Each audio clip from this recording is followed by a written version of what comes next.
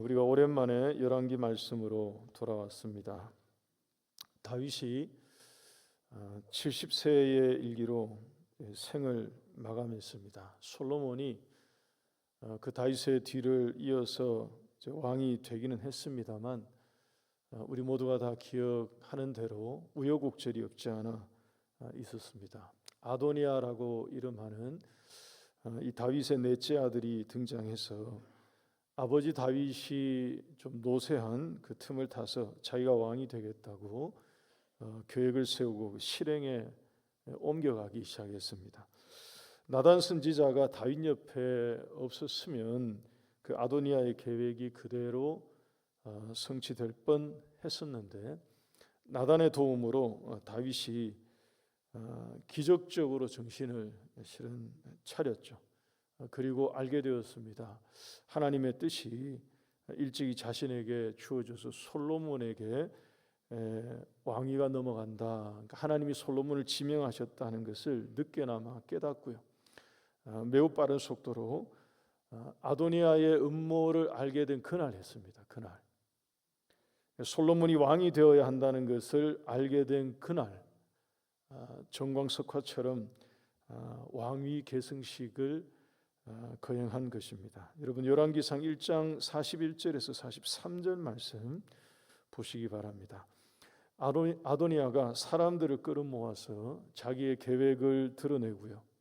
그래서 그것을 도모하기 위해서 잔치를 벌였을 때 바로 그날 그 자리에 소식이 전달되었습니다. 43절 말씀 보시면 요나단이 아도니아에게 대답하여 이르되 과연 우리 주 다윗 왕이 솔로몬을 왕으로 삼으셨나이다. 여러분 파티 자리가 파토가 난 거죠. 이 소식이 들려졌을 때 그 자리에 모였던 아도니아를 중심으로 모였던 사람들이 전부 다 깜짝 놀라서 뿔뿔이 흩어졌습니다. 49절 말씀에 아도니아와 함께한 손님들이 다 놀라 일어나 각기 갈 길로 갔다라고 되어 있습니다. 다른 말로 하면 이제 혼비백산한 그런 모습이죠. 여러분 이때 아도니아가 어디로 갔느냐? 그러니까 아도니아는 그야말로 이제 생명이 위태하지 않습니까? 어디로 갔느냐 보니까 성막으로 갔습니다. 그리고 성막에 있는 그 제단의 뿔을 붙잡은 거예요. 여러분 모세의 율법에 따르면 두 가지 방법이 있었습니다. 그러니까 죄를 범한 사람이 그냥 용서받을 수 있는 방법. 하나님이 율법의 규례로 정해놓으신 두 가지 방법이 있습니다. 그러니까 죄를 범한 사람이 그냥 용서받을 수 있는 살 수 있게 되는 방법을 하나님이 만들어 놓으셨는데 하나는 도피성이라는 게 있습니다.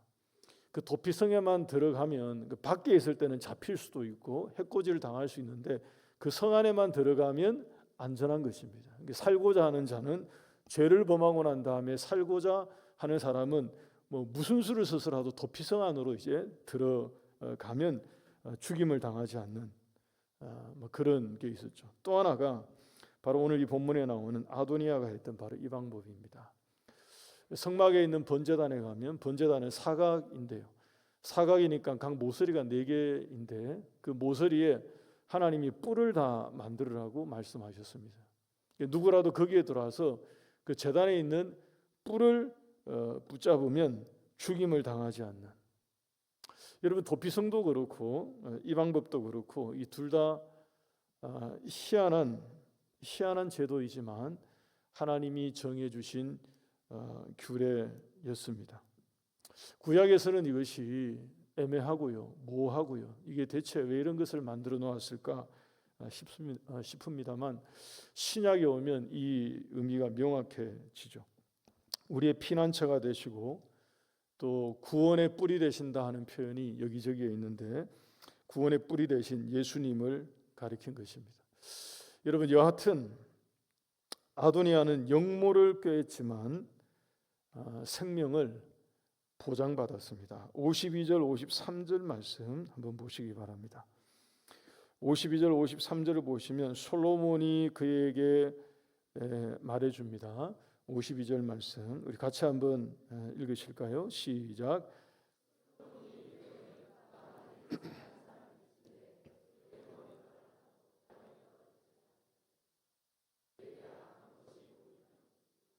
53절 제가 읽겠습니다. 사람을 보내어 그를 제단에서 이끌어 내리니 그가 와서 솔로몬 왕께 절하매 솔로몬이 이르기를 내 집으로 가라 하였더라. 여러분, 살려준 것입니다. 이렇게 해서 아도니아의 해프닝은 그야말로 해프닝으로 끝이 났습니다. 더 이상 죄를 묻지 않고 죄책을 묻지 않고 모든 상황이 종결되고 잠잠해진 것입니다. 여러분, 여기까지 말씀드린 내용이 오늘 저희들이 교도관 이 본문 이전까지의 상황입니다. 여러분, 여기서부터 아도니아가 등장하지 않으면, 아도니아가 더 이상 나오지 않으면 그는 평안하게 살 수 있습니다. 왕의 형제로서, 왕의 형으로서, 그리고 선대 왕인 다윗의 아들로서 누구보다 평안하고 그리고 영화를 누리면서 왕의 보호를 받으면서 왕족으로 살았을 것입니다. 솔로몬이 조금 전에 앞에서 약속했지 않습니까? 머리털 하나도 땅에 떨어지지 않을 거라고 약조해 주었습니다. 그러니까 문제가 발생할 일이 없죠. 솔로몬 왕의 보호 아래 안전하게 이 아도니아가 여기서부터 나서지 않았다면 살 수 있었을 것입니다. 그런데 여러분, 사람의 마음이 이렇습니다. 우리 인생의 많은 불행이 어디로부터 나오느냐? 마음속에 있는 이 버리지 못하는 욕심에서 생기는 경우가 태반이지 않습니까? 아도니아가 집에 가서 생각이 많아진 것 같습니다. 하나님의 뜻이 아니면 겸손히 마음을 내려놓고 현재 하나님이 내게 주신 하나님의 은혜를 돌아보면서 감사할 줄 알았어야 하는데, 아도니아의 마음이 그런 마음이었어야 하는데, 최소한 여러분, 아도니아가 제단의 뿔을 잡을 때는 실은 그런 심정이었거든요. 오늘 말씀 보면 더도 아니고 덜도 아니고 제단의 뿔을 잡을 때는 딱 그런 마음이었습니다. 51절 중간을 한번 보십시오. 아도니아가 이렇게 말하고 있습니다. 뿔을 잡고 말하기를 솔로몬 왕이 오늘 칼로 자기 종을 죽이지 않겠다고 내게 맹세하기를 원한다 하나이다. 다른 말로 바꾸면 하나님 살려만 주십시오, 이런 얘기죠. 하나님 저를 살려만 주시면 솔로몬의 백성으로 살겠습니다, 그런 말입니다. 그런데 살고 나니까 아도니아가 이전에 품었던 그 마음, 이전에 가졌던 그 욕심, 이것이 다시 일어난 것입니다. 내가 왕이 될 수 있었는데, 내가 왕이 될 수 있었고 내가 왕이 되어야 하는데 솔로몬에게 이것을 빼앗겼다는 거죠. 솔로몬이 이것을 빼앗아 갔다는 생각이 드니까 집에 가서 잠 못 이룬 것으로 보여집니다. 교회 여러분, 오늘 혹시 예배에 나오신 여러분들 가운데, 우리 가운데 혹시 버리지 못한 어떤 마음, 그리고 어떤 것에 대해서 이 욕심과 같은 그런 마음이 있어서 여러분, 기도하면 아닌 줄 알겠는데, 그리고 곰곰이 묵상해 보면 이거 아닌 것 같은데 마음에서 내려놓지 못하고 있는 그 어떤 것이 있다면 여러분, 분별해서 욕심에 이끌려 살지 않기를 바랍니다. 우리의 사람에게 이 불행을 끌고 오는 것은 여러분, 여기서 기인하는 게 정말 많아요.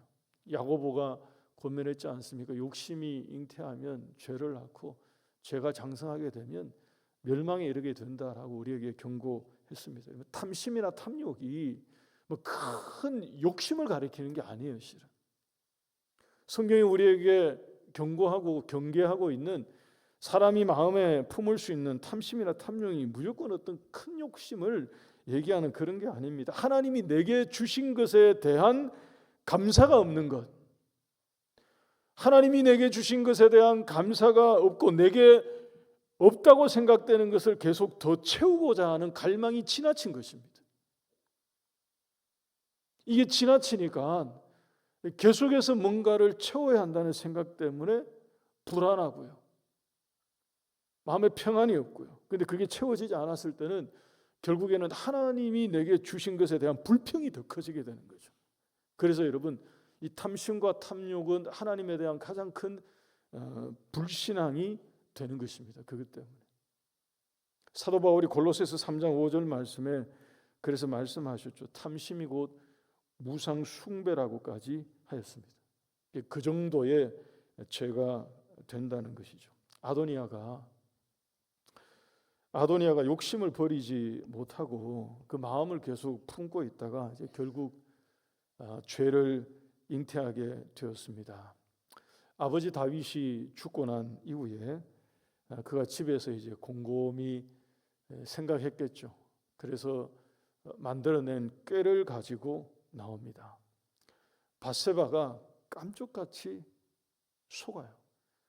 밧세바를 깜짝같이 속이는 그런 묘책을 들고 밧세바에게 찾아왔습니다. 여러분, 오늘 이 말씀 제가 결론부터 미리 말씀드리면 오늘 이 본문에는 세 명의 사람이 등장합니다. 다른 사람들의 이름도 있지만 대화가 기록된 세 명의 사람이 있습니다. 아도니아, 밧세바, 솔로몬.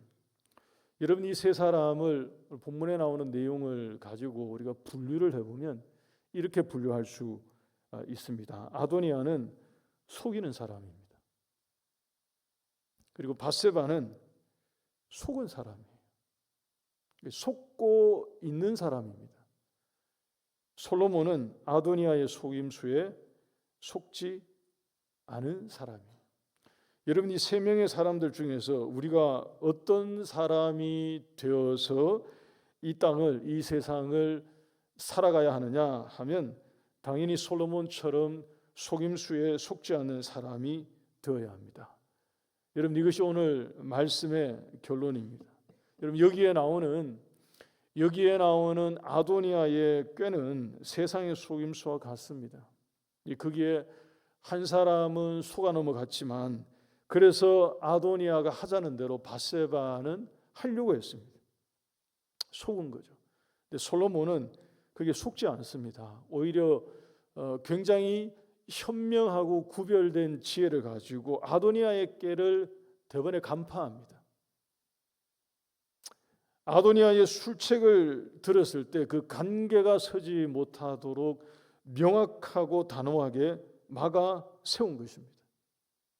그래서 여러분, 오늘 이 말씀은 결과적으로 무엇과 같으냐 하면 두 가지의 지혜가 충돌한 것입니다. 아도니아의 세속적이고 세상적인 지혜와 꾀, 이것과 솔로몬의 지혜가 부딪힌 것입니다. 어느 지혜가 이기느냐? 솔로몬의 지혜가 이긴 것입니다. 여러분, 지금부터 이 내용을 좀 구체적으로 정리해 보겠습니다. 먼저 아도니아가 보인 속임수를 정리해 드리겠습니다. 화면을 보십시오. 본문에서 아도니아가 보이고 있는 속임수는 다음과 같습니다. 13절에 나오는 첫 번째, 그는 거짓된 평화를 말하고 있습니다.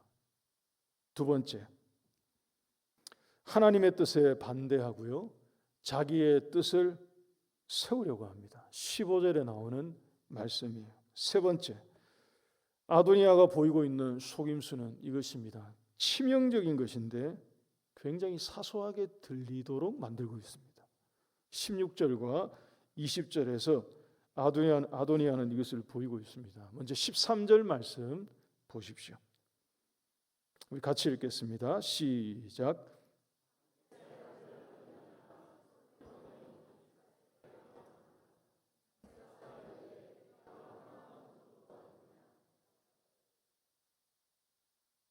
아니죠, 여러분. 아닙니다, 여러분. 화평한 목적으로 나온 게 아니에요. 위장된 평화입니다.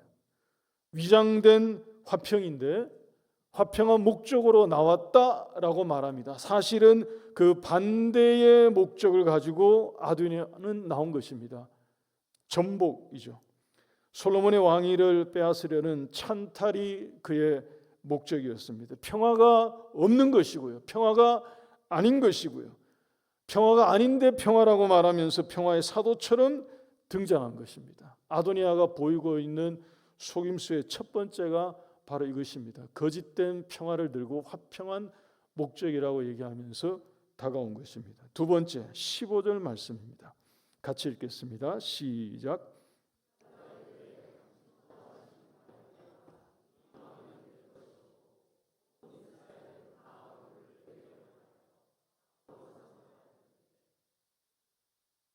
예, 그다음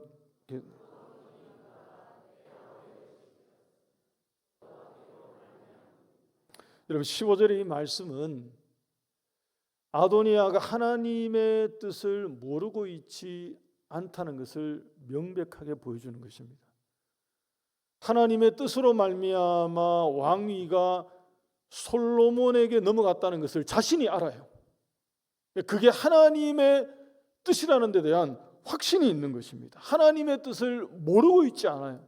하나님이 원하시는 것이 무엇인지를 명확하게 알고 있습니다. 왕위가 내 아우 솔로몬에게 주어진 것이 하나님께서 행하신 일임을 알고 있었으면서도 그럼에도 그가 지금 자신이 들고 온 것으로 하나님의 뜻을 거스르겠다는 것입니다. 자신의 뜻을 이루겠다는 거죠. 여러분, 세상의 속임의 목적이 무엇인지 우리 성도들은 알고 있어야 됩니다. 세상의 속임수의 목적은 이러한 것입니다. 사탄이 에덴에서 했던 일이 이런 것이에요. 하나님의 뜻에 반하는 세상으로 가게끔 만들려고 하는 것이 사탄이 꿈꾸는, 그리고 이 세상 가운데 만들고 보이려고 하는 그들의 속임수입니다. 아도니아가 오늘 이 말씀에서 보이고 있는 것이 바로 이것입니다. 하나님의 뜻이 무엇인지를 알고 있음에도 불구하고 그 반대로 가려고 하는 거예요. 그리고 자신의 뜻을 세우려고 하는 것입니다. 세 번째 16절과 20절 말씀 보시기 바랍니다. 여러분, 여기에 보면 읽지는 않습니다만 16절과 20절을 보시면 주목해야 될 표현이 반복해서 나오고 있습니다. 한 가지 소원, 16절에 보니까 그렇게 나오죠. 20절에 한 가지 작은 일, 이렇게 표현하고 있습니다. 수넴 여자 아비삭을 아도니아가 자기의 아내로 달라고 하는 이 일을 그냥 한 가지 일이라고 말합니다. 여러분, 이것은 절대 한 가지 일이 아닙니다. 여러분, 이것은 전부를 뒤바꿀 수 있는 매우 중대한 그런 일입니다. 이게 한 가지 작은 일이 결코 아니에요. 전체를 뒤바꿔버리게 만드는 그런 심각한 요구입니다. 사무엘서를 보게 되면 한 사례입니다만 압살롬이 아버지 다윗에게 반역을 일으켰을 때 아마 다 기억하실 것입니다. 다윗의 후궁들을 압살롬이 다 취하는 폐륜을 보였습니다. 여러분, 그 행동이 가지고 있는 의미는 그때도 다 설명을 드렸습니다만 아버지의 왕위를 내가 차지한다는 사인이에요. 고대 이스라엘에는 관례가 있었습니다.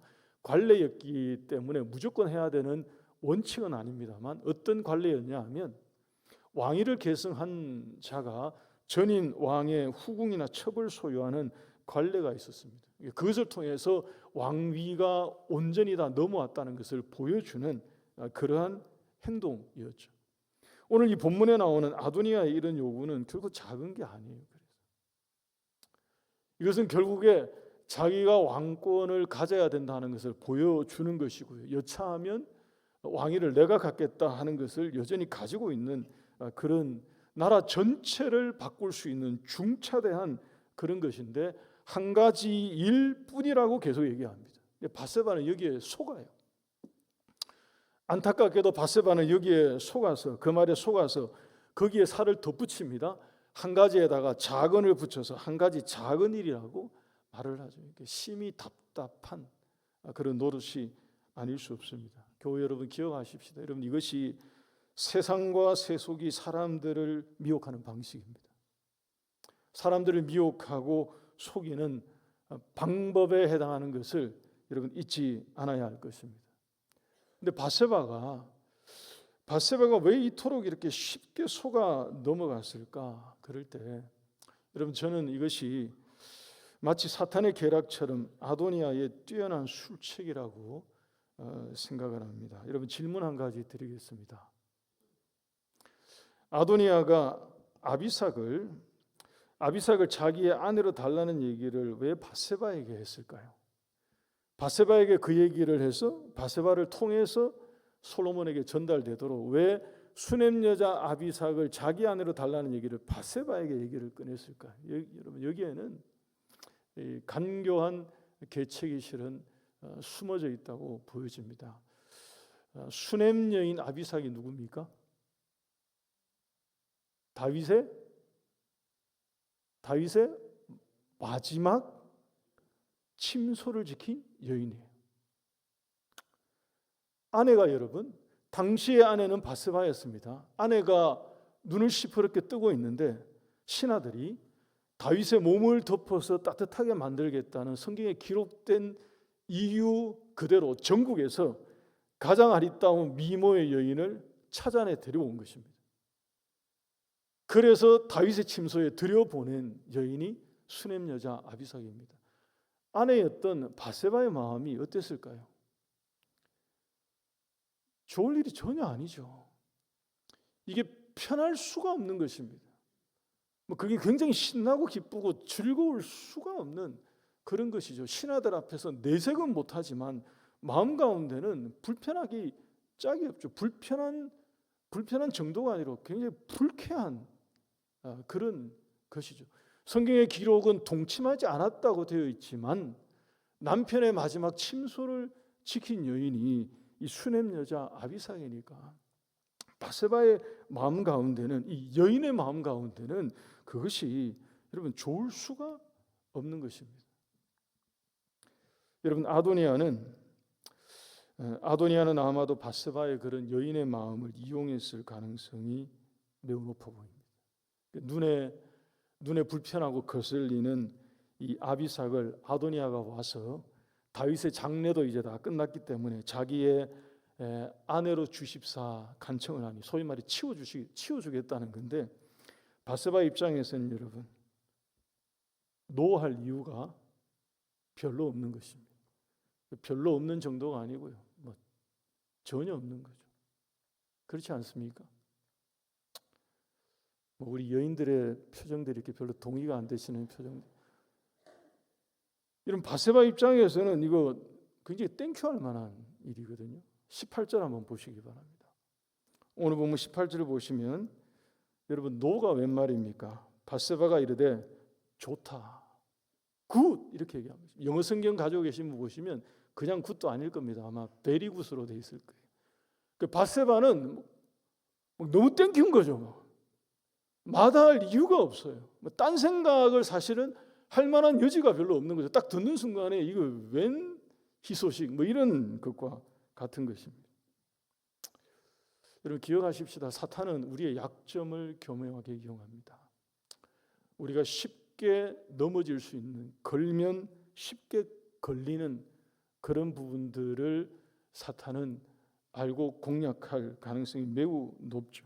밧세바는 여기에 딱 걸린 것처럼 보입니다. 그리고 또 한 가지는 일이 얼마나 중요한 것인지에 대한 밧세바는 알지 못하는 무지함이 그녀에게 있었던 것으로 보입니다. 아도니아가 아비삭을 구하는 이 일이 말씀드린 것처럼 그냥 한 가지 일이다라고 말할 게 아님에도 불구하고 밧세바는 이것에 대해서 알지 못했습니다.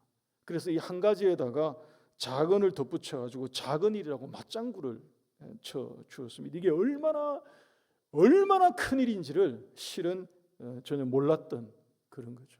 교회 여러분, 우리가 사는 이 세상에서도 우리는 알게 모르게 수많은 아도니아의 목소리에 현혹될 수 있습니다.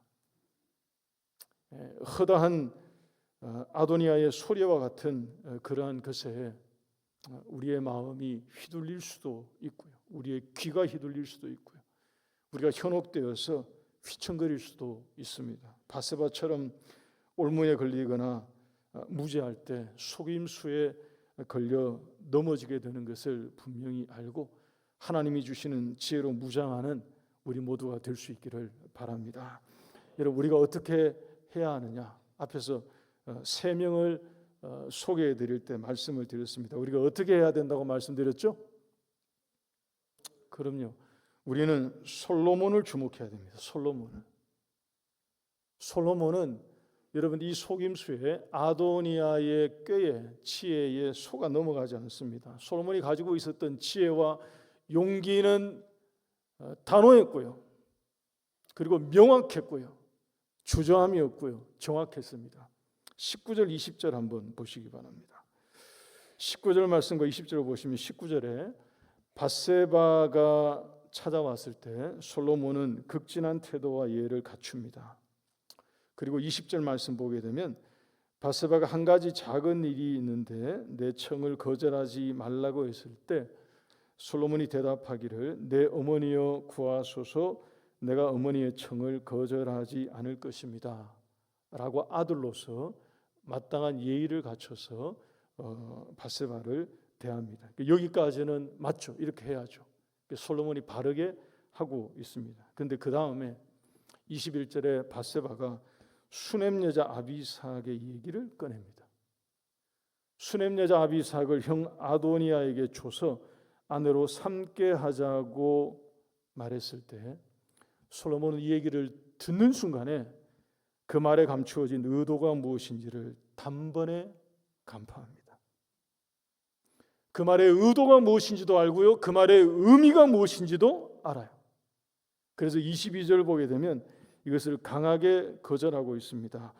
어찌하여 아도니아를 위하여 아비삭을 구하시나이까? 그는 나의 형이오니 그를 위하여 왕위도 달라고 하십시오. 그 분노에 가까운 감정을 실은 드러내고 있죠. 그 말의 의도도 의미도 명확하게 짚은 것입니다. 그래서 24절 말씀 보십시오. 무서운 결정을 내립니다. 우리 같이 읽겠습니다. 시작. 그러므로 이제 나를 세워 내 아버지 다윗의 왕위에 오르게 하시고 허락하신 말씀대로 나를 위하여 집을 세우신 여호와께서 살아계심을 두고 맹세하노니 아도니아는 오늘 죽임을 당하리라 하고. 여러분 이 말씀에 우리는 발견할 수 있습니다. 솔로몬이 가졌던 이 지혜의 원천이 어디에서 나왔는지 24절은 정확하게 드러내 보여주고 있습니다. 솔로몬은 자신이 다윗에 이어 왕위에 오르게 된 이유는 하나님이 자기를 왕위에 오르도록 했기 때문에 하나님이 하셨다라고 말하고 있습니다. 그리고 자신을 위해서 다윗의 집을 세우신 분도 하나님이시라고 고백하고 있습니다. 그래서 그 하나님의 뜻을 지키기 위해서 그 하나님을 두고 내가 맹세하는데 그 하나님의 뜻을 지키겠다는 거죠. 그 하나님의 뜻을 지키기 위해서 아도니아의 이 도모는 결코 설 수 없다는 것을 천명한 것입니다. 다시 말해서 여러분, 솔로몬의 이 지혜는 다른 게 아니고요, 하나님을 경외하는 데서 나온 것입니다. 믿으십니까? 그래서 모든 지혜의 근본은 하나님을 경외함에 있다고 말한 이 잠언의 고백은 그래서 솔로몬의 고백이 되는 것입니다. 솔로몬은 알게 되었던 거죠. 경험했던 거죠. 깨달았던 거죠. 하나님을 두려워하고 경외하는 가운데에 세상이 나를 속일 수 있는 여러 가지 현란한 것들이, 현혹되는 것들이 있어도 하나님을 경외하는 가운데 속아 넘어가지 않을 수 있는 지혜의 원천이 거기로부터 온다는 것을 솔로몬은 배웠던 것입니다. 교회 여러분, 말씀 정리하겠습니다.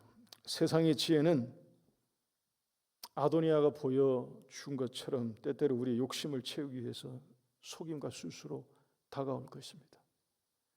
하찮은 순간에 우리의 마음을, 정신을 뒤흔들고요, 우리의 생각을 뒤흔들고요, 현혹되고 속아 넘어가고요, 넘어지도록 만드는 현란한 것들로 다가올 것입니다. 여러분, 온 세상을 한번 보십시오. 그런 것이 난무하죠. 그런 것이 가득한 세상을 살고 있습니다. 여러분, 이럴 때 우리가 무엇으로 무장해야 되느냐? 솔로몬처럼 하나님의 뜻을 아는 지혜로 무장해야 할 것입니다. 하나님을 경외할 줄 아는 지혜가 우리에게 필요한 것입니다. 이런 밧세바는 이거 알지 못하고요, 깨닫지 못하고 속았습니다. 근데 솔로몬은 이거 알았죠. 하나님께서 우리 모두에게도 그런 지혜를 주시기를 간절히 소원합니다. 여러분 아울러 꼭 기억하시기 바랍니다. 아도니아의 지혜는 결국에는 서지 못했습니다. 그 지혜가 결국엔 자신을 소멸시키고요. 그리고 멸망으로 귀결하게 되었습니다. 하나님의 지혜로 무장하여서 이 세상을 이기며 살아가는 우리 하늘교회 모든 성도들이 다 되시기 바랍니다. 우리 같이 찬송합니다.